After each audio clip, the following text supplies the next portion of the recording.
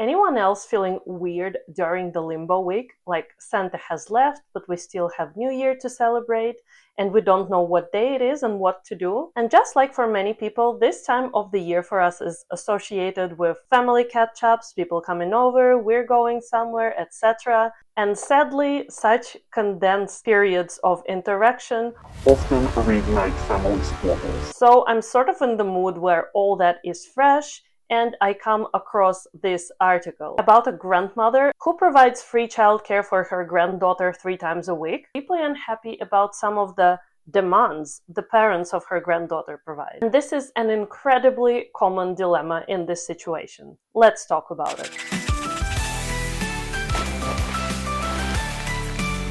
Australian parents face disproportionate childcare costs, and this is where grandparents often step in. In fact, in Australia, about half of all children aged from 0 to 12 years receive some informal childcare, and much of it is provided by grandparents. This arrangement often helps families with the costs. However, nothing is free. And these situations of grandparents caring for young children often lead to incredible amounts of tension. So I stumbled upon this article in The Telegraph about a grandmother called Linda who is getting tired of the arrangement with her son and daughter-in-law in regards to the care she provides to their granddaughter. She feels like they pose unreasonable demands. I was immediately drawn to side with parents, because on the surface level, it seems like Linda is complaining about completely reasonable requests. Please don't give her those fruit-flavored yogurts you buy. They're full of sugar. Please limit her screen time to 30 minutes max per day,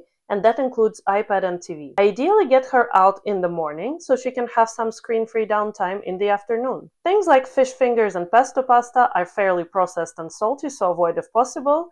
Would like her to eat meals cooked from scratch, ideally. Personally, to me, the essence of this request doesn't feel overly demanding. Very few parents these days want their child to spend all day in front of the TV or be exposed to much sugary foods that have been linked to very valid health problems in this demographic. And I don't think it's fair to say that just because I agreed to look after the most important little person in your life, I should be given a green card to do anything.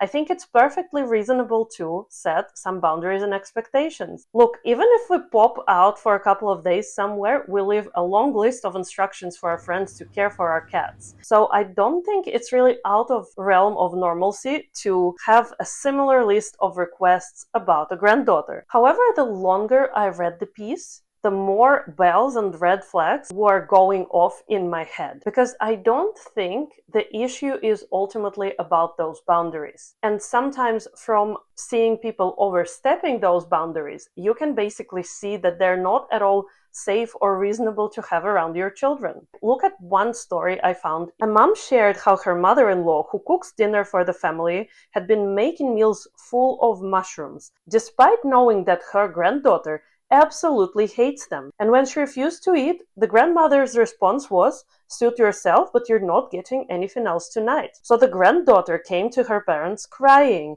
saying she felt hungry most nights. And when the parents confronted the grandmother, she completely dismissed their concerns, calling it tough love and even accusing the mom of being a bad parent for prioritizing her career over teaching her child to eat mushrooms. This was not about the mushrooms. This was about respect. And if this simple request cannot be fulfilled, what else is getting done behind the parents' backs? The parents weren't even trying to be controlling. They just wanted their daughter to feel safe, to feel seen, and feel heard, and not choke on the goddamn mushrooms she hates every night. I don't think this is too much to ask for. Let me know in the comments what you think. Circling back to Linda, on the surface level, the same story. Parents are setting boundaries, Linda is not happy about them, and resentment is building and building and building. The underlying issue is not about the requests as such. It's about the lack of communication and how, instead of having an open conversation, sometimes adults can turn situations into unnecessary power struggle fest.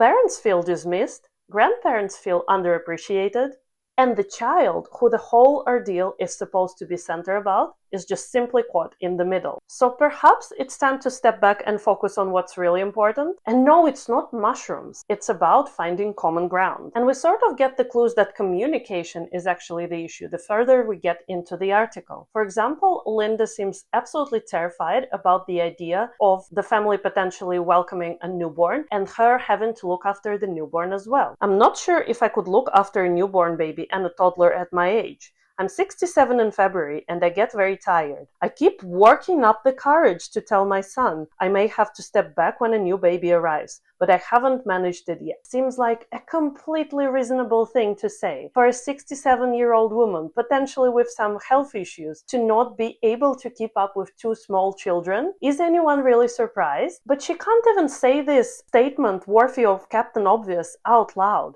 Instead, she keeps building resentment on top of other piles of resentment that she already has around screen time, meals, and whatever have you. And then I can completely see the parents' side as well.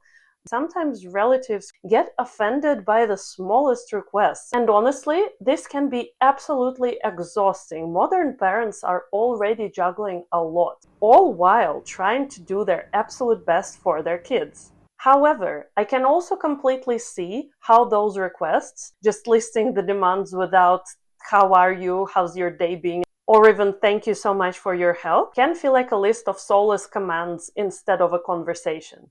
And this further exacerbates friction between the two parties. I think it's still perfectly reasonable to have your list of expectations, so long as those are not over the top, such as "take my child to a theme park every day and I'm not going to financially contribute," or something of those like equally ridiculous lines that have nothing to do with their actual health and well-being. What I think would help is when setting boundaries, framing it as more of a dialogue, not a demand. For example, "Dear Linda, we're really working hard on limiting sugar on our little one's plate. Do you think you could help us with that? Could we bring anything from home?" This also works for the other side. As caregivers, if you're feeling overwhelmed, underappreciated, uncertain, please speak up. It doesn't help anybody if you bury your head in the sand and never raise those issues, because what is going to happen, ask me how I know, is that everyone will explode, fight, and have the least productive conversation of the year 2025 before it even starts. Because at the end of the day, family dynamics are always going to be complicated, but they don't have to be hot mess express. Stories like Linda's or the mushroom dinner fiasco show why boundaries and clear communication are so important. It's not about control or who is right or who is winning. It's about protecting the family environment, creating healthy relationship dynamics, and helping our little ones thrive, because everything in this conversation should be about their best interest after all. So what do you think? Have you experienced messy situations like this in your family? Have you found a resolution? Pop your story in the comments. Hope you had an amazing Christmas if you're celebrating. And let's head right into 2025 filled with joy and hope. Thanks for watching, and I'll see you in the next one.